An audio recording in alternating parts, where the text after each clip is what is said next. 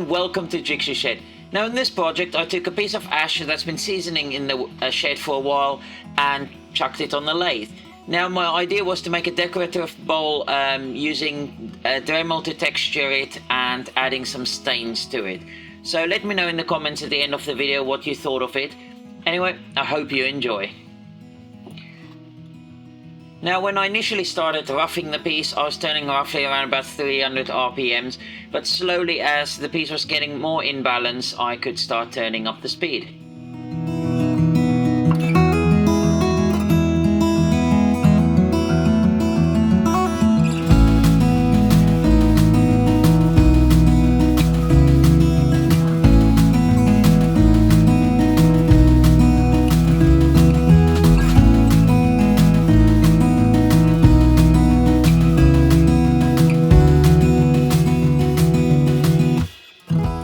So at one point I was in two minds about keeping some of the bark features, but they would have interfered with the effect I was going for, so I decided to continue turning and take them away.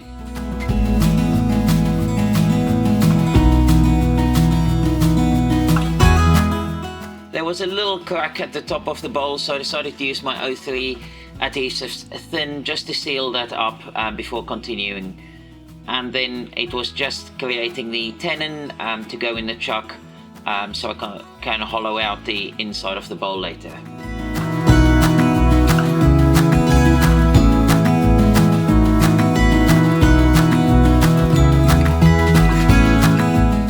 So just taking away some of the top edge of the bowl, just so it helps when I'm finishing it, I don't have to do too much over the edge there.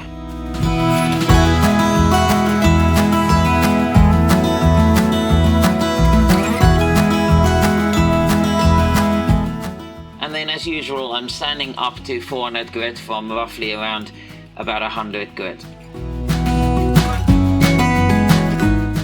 And then moving on to some staining. Now, in my previous project I used the mango stain with the ox blood on the inside of the bowl, but I found the mango just really highlighted the grain, so I decided I'm going to use it on this bowl again, and you can just see how it's bringing out the grain features of the ash. However, there was a few lines that the stain was highlighting that I didn't want in there, so I decided to go back, knock it back again and restain it. But in there you should be able to see some of the lovely curling within the wood, and the stain was just really enhancing that as well.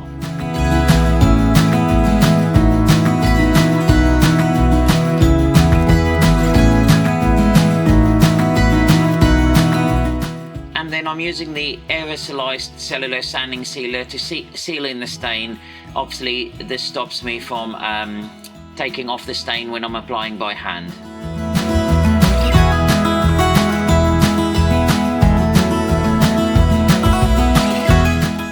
And then I was just de-nibbing the area with a Chestnut Products and eyewear pads before moving on to applying sanding sealer by hand. Now at this point the aerosolized sealer has done its job and the stains aren't coming off on the cloth. However, I was just applying this until I was happy with the coverage I had before I could then move on to applying lacquer.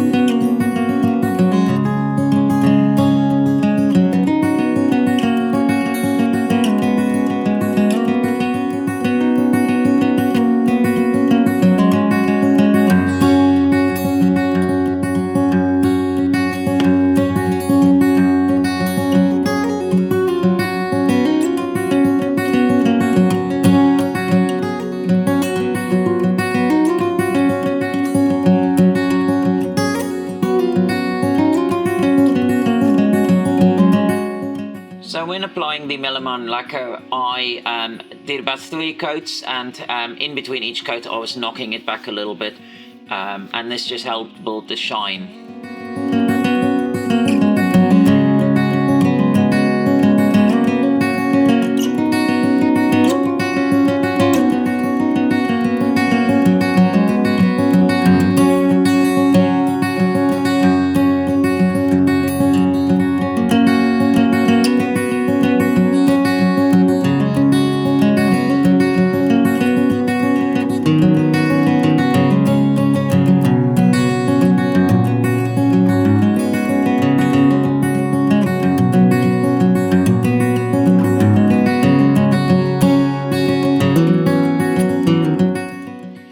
once I was happy with the coating of lacquer the bowl had, I moved on to using Yorkshire Grit abrasive pastes to start shining up the bowl. And on lacquer I would always start with the original first and then move on to Microfine, and this really helps build up that shine. And then the final coating would be Chestnut Products Microcrystalline wax, just to protect the surface, and obviously it's something that will be handled, so the microcrystalline wax will just protect it from fingerprinting as well.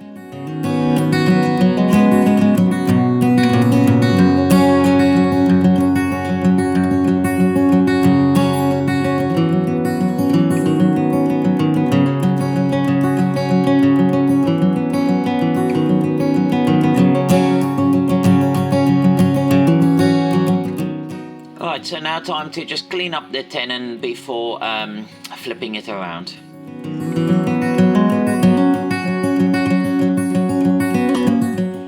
So as I was going to decorate the rim of the bowl, I wanted obviously that feature to be noticeable, so I created a slightly curved profile on the bowl, so when you look from the side you will see that effect on the bowl.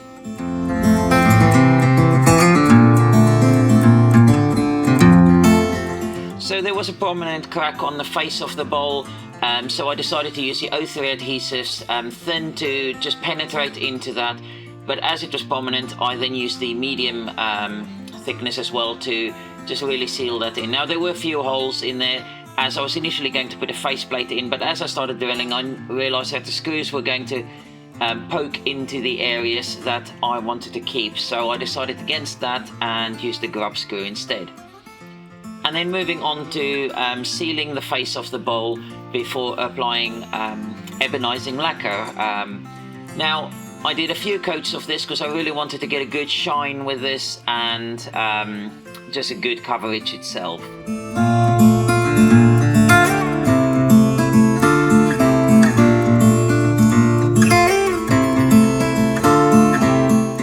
And then it's moving on to the Dremel 8-60 using the SC544 bit. To create some texture. Now this is a very simple technique. All I did was hold the Dremel at an angle to the bowl.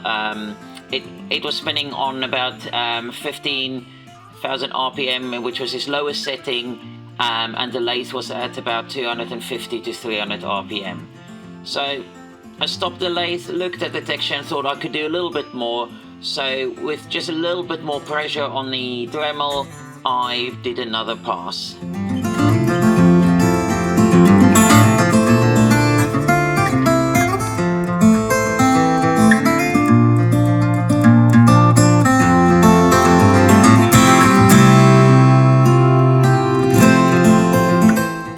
So then it was moving on to using the airbrush using Chestnut Products Spirit Stains.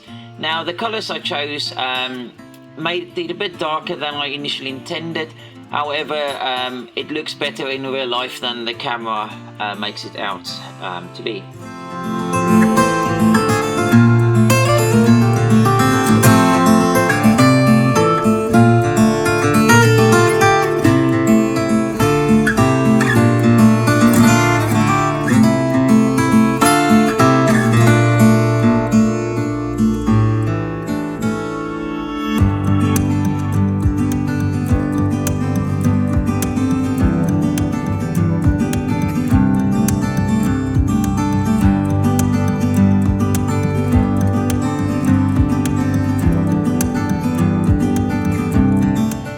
So once that was done, I could use the aerosolized acrylic gloss lacquer to seal all the stain in, but also give it a bit more of a glossy finish on top.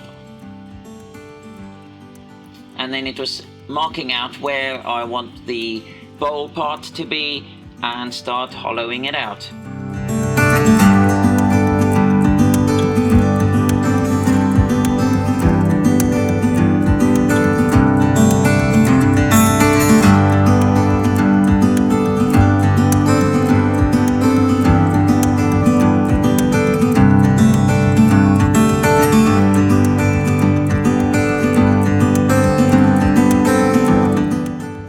I was working very carefully on the edge there because the last thing I wanted was a tool to grab and run across the surface of the texture that I'd created.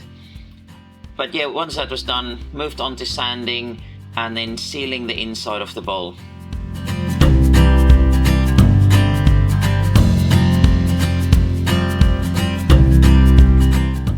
And then I used the Easy Wood tool that I borrowed from Jamie over at JP Woodwork. Now it does have a negative rake scraper on it rather than a cutter, so probably not the best one to use, but as it was a nice and pointy, it really helped with just getting the detail rings into the bowl.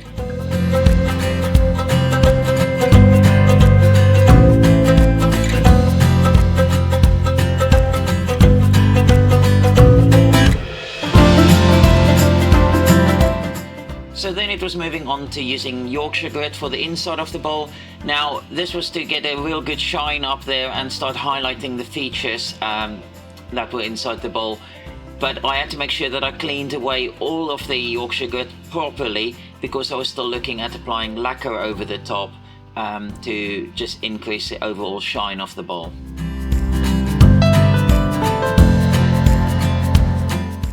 And the inside of the bowl had about 3 coats of gloss lacquer.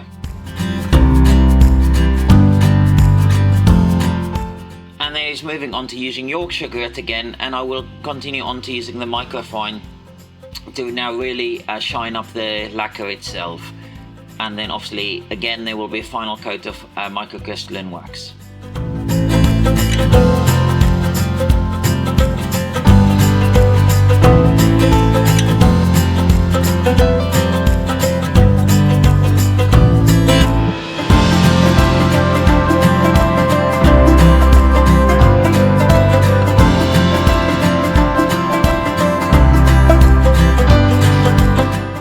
So then all that was left to do on the lathe was to turn the tenon away and prepare the area so that I can apply my logo using the Sculpt Fun desktop laser.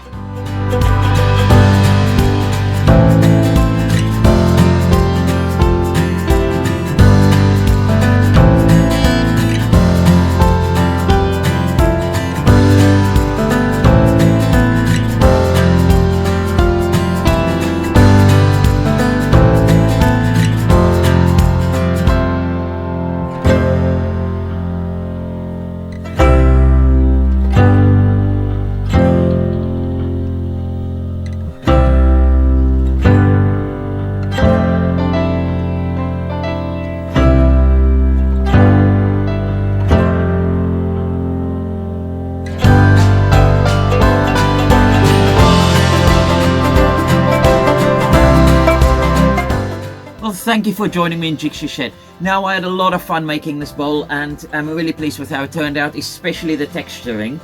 I got the idea for the texture from a recent video that Andrew over at AGK Woodworks did, where he used the Dremel to create a similar effect. Do go and check out that video. I'll pop it in the card above or in the description below.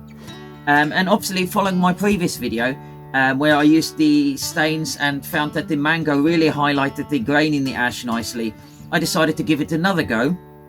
But and yeah, it didn't disappoint. There's some lovely curling going on in here as well. I'll put some stills up at the end for you to see that.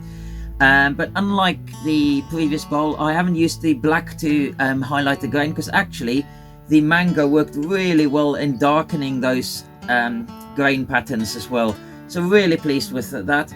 And then I did put my logo on at the back, still again experimenting with the laser, and obviously with ash, as said before, the hard and soft bits in the grain works really differently, and I don't get an even pattern there. But yeah, all part of the experimentation.